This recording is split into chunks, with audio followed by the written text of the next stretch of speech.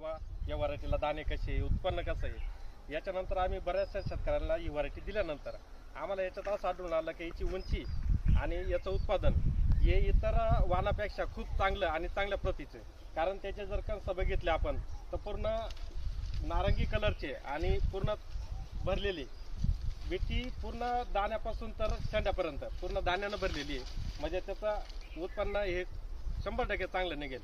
त्याचा रंग नारंगी असल्यामुळे अधिक बाजारभाव त्याला चांगला भेटतो. टोकापर्यंत भरलेले एक समान दाणे त्याला पण आढळून येतात आणि काढणीपर्यंत हिरवा चारा राहतो. म्हणजे आपल्याला जर बिट्टी काढल्यानंतर जरी मुरघास करायचा असला तरी मुरघासाला पण चालू शकते आणि उत्पन्न पण चांगलं मिळू शकतं.